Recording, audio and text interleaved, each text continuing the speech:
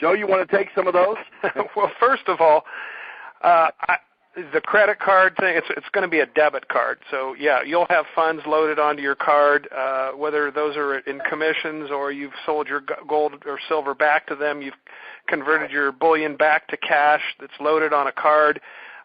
That's all managed and controlled through your back office. You'll be able to move money around to your card or from your card.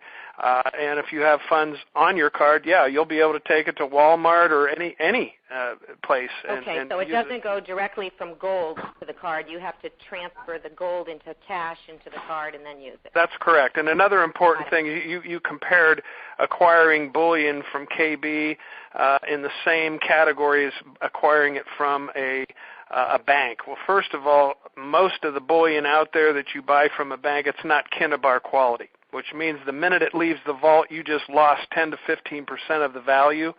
Kinnibar quality bullion does not lose its value once it leaves the vault. In other words, you fund your account, you convert your $100 to, say, a gram bullion and then a half gram. That would roughly be about what $100 would leave you a little bit of change in your account. But and you take delivery. You will have to pay delivery charges.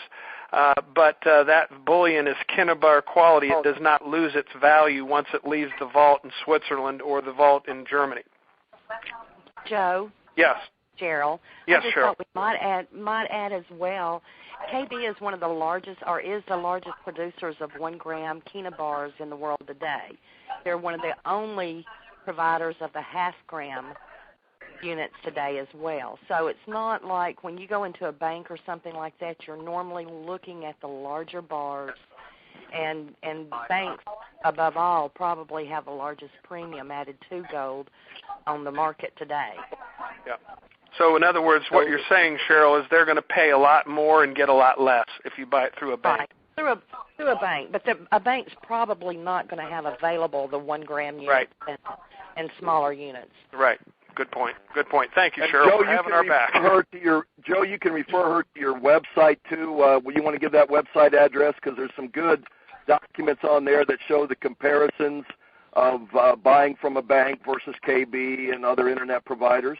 Right. There's a website that we've built that has a lot of facts and information, and it's mykbgold.us. mykbgold.us. Joe, are you still there? Yes, go ahead. Hey, my name is LeBrandon Marie. I actually talked to you on Facebook about 2 weeks ago. Okay. I'm actually I've been brought on by Brett Caldwell. I don't know if you know that name or not. Okay. I do. He's I know one of the guys. Yeah, he's going corporate America with it, and I just really tuned in today to see if I could get some more information, and I got it. Just really excited. The main thing I was wanting to know was when it was coming out, when we can start loading stuff in the software. I know we'll start getting that soon.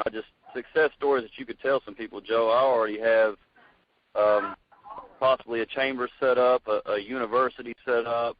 I've got 4 or 5 businesses here in Knoxville, Tennessee, ready to go as soon as we're able to start selling. And a big thing that what we're doing on Brett's side of the KB issue is we can offer this to companies free of cost to the employer. As an alternative to a 401k or as an alternative to a company savings account, a matching savings, all kinds of different things out there that have been investing their employees' hard-earned money into equities, into the stock market and mutual funds that are losing money. And how many people, all of us know people that have seen their 401k become a 201k. And now you can just take a portion of those dollars and take a fifth of them or a fourth or a half of those dollars and put them into a gold-backed savings program that is going to insulate people from the inflation that's going to, I believe, be worldwide. Oh, yeah. I just heard that lady ask real quick, so I had to chime in with saying, how can you get it into businesses? I think it's easier to get it into businesses than it is just to go up to the average Joe on the street, in a way. Yeah, this is not, go ahead, Cheryl. No, the one thing I want to say about the businesses, and I do know Brett Caldwell, We have had many conversations with Brett. But the one thing I want to reiterate here, when you're going into businesses, we will have a waiting period there. We will have certain verbiage that we're required to use so that we do not cross over the lines into SEC territory. Right. And present it as a security.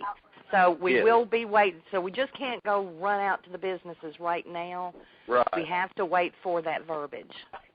Right. Yeah, well, let me just say too that we are not selling gold here. Understand that we've got a gold-backed savings program. So we're not brokers. We're not dealing with commodities. And in fact, we'll get into more detail on this later. We're not a network marketing company either. We're so far beyond that it's not funny. But in any case, we're not under any of those categories. So when you do present it out there, let them know it's a gold-backed savings program. So yeah, they can use it in potentially, for their pensions or for their retirement programs for their people. And in fact, KB is in the process, and I'm in the process of helping them. I can't go into some details, but we're looking at ways for people to be able to put this into their gold-backed IRAs and things like that. So with their credibility, there's a lot of things that are possible that are in the works or on the way that are just going to blow people's minds. So I know it blew mine. Brett went over that with me strong about not using the word. Right. Well, guys, one question I want to address, and Cheryl and Steve, you both can chime in on this one. A lot of people are balking at the fact that to open an account with KB, I have to give my driver's license information, and that's sensitive information, and I don't give it to anybody. How do you address that, and why do people need to show a driver's license or submit their driver's license or passport number and expiration date to open an account with KB? Can I take first shot at that? Go ahead, Steve. Okay, let me just say this again. I'm not going a whole lot into all my divergent background or whatever, because again, it wasn't about that took me over there. I mean, it led to the fact of what I presented to KB. But I've done a lot in the offshore arena, and really what you're doing here, although we don't want to promote it that way, is essentially you're opening an offshore or an international account. Whether you call it a vault account or when you change it from the gold into currency, a bank account or whatever, you are, opening an international account. And when you do that, they have to practice what's called KYC, know your customer. We have to prevent. The only thing that could ever harm us, really, as long as people stick to the facts, is if people were trying to launder money here, or, let's say they were trying to use false documents or anything like that. It's like going to any bank in this country or any country now. They're going to want that documentation. They're going to want a government-issued ID. They're going to want, in many cases, especially if you start doing any volume, they're going to want, a copy of a utility bill. They're going to want other personal information like opening any real bank account. If somebody does not ask you for those documents, I guarantee they're stealing your money. They're fraudsters, okay? It doesn't happen anywhere in the world anymore because they would be cut off from their corresponding banks in the U.S. or other countries under various, international money laundering agreements. You have to practice know your customer. It has to be a real passport. I've heard some people trying to get away with other things. It has to be a verifiable driver's license that was really issued by the government. They're going to double-check these things. And if you go over a certain amount of money that you're processing through here, usually it's $50,000 or in Europe 50,000 euros, you're going to have to prove where that income came from. Now, that's all kept confidential, and fortunately we're dealing with Switzerland, and we're going to be dealing with other privacy protection jurisdictions. So they're going to keep that all confident. Only a subpoena can get at that information, but they're going to be watching very carefully for anybody trying to, do any sort of fraud or criminal activity in the system. So there's nobody that's legitimate should object to providing that, okay? So we're not talking about anything that's unreasonable here. Right. And it's also a requirement of the Patriot Act. Everything that Steve just said has to do with the Patriot Act to make sure that no one is laundering money through KB, because like you said, that would be the problem if they were allowing that. So that they're going to be very strict on those issues. Okay. Well, great answers, One guys. more question right quick. We have one more question? Yeah, I have a real important question. Okay, go ahead. Well, it's about the IRS. They're bringing on like 15,000 new agents to collect taxes from people, and so because it's international, this is Rob in Highland Park, Illinois. Because it's an international account, are we going? What's the tax situation with That income? would be a good question for Steve. That's his expertise. Steve? Well, let me say, first of all, like I said when I walked into the offices of KB, or like I say in many situations I'm going into consultants, I'm not going to give you tax, legal, or accounting advice. You have to consult your tax attorney or your accountant about those specifics. We're not in that business here. But let me just say in general, you're going to report it the same way you would any foreign income. Even if KB doesn't set up offices in this country and issue you a 1099, you're going to report it exact way you would any foreign source income as a U.S. citizen. And look, we're dealing with 200 and some countries around the world, so every country is a little bit different. So they need to consult their own people as to what their requirements are. It's the individual's responsibilities, not the company, when they're a foreign entity. So that's what you want to keep in mind. And how, if they have, unlimited number of agents, you still have to follow the same rules, is what I'm suggesting to you. Okay, thank you. Okay, we have time for one more question, and then we're going to call it an hour here, guys. So who's got another question? I got a quick question. Okay, go right ahead. Yeah, I'm good. Go ahead. What's the name of the bank that they're using to, you said we have a debit card. What's the name of the bank that we'll have the debit card from? I don't think we can divulge that yet. Yeah.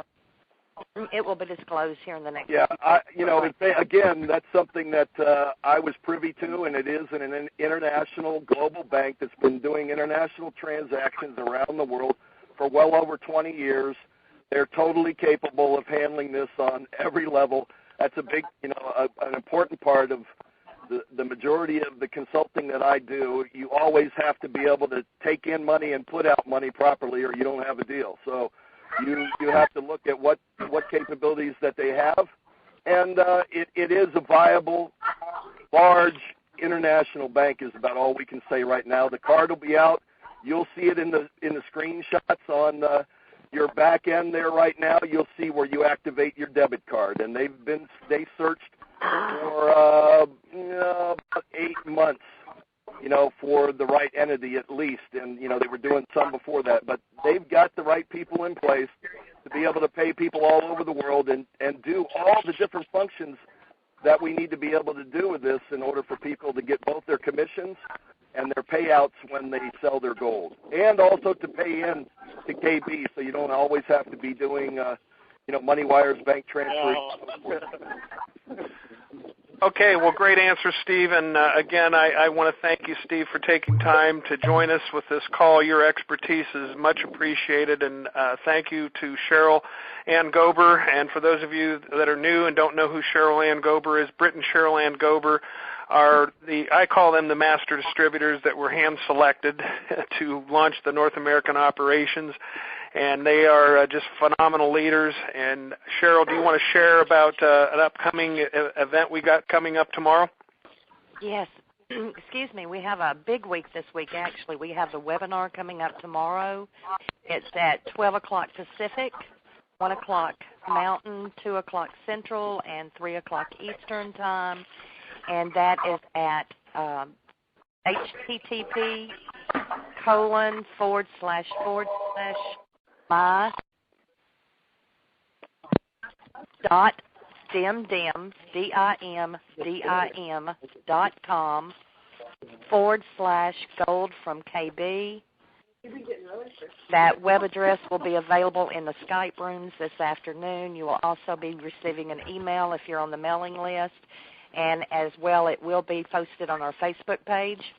So there's lots of places to go back and get that information.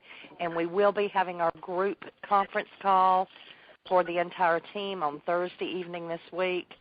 And that is going to be 5 Pacific, 6 Mountain, 7 Central, and 8 o'clock Eastern.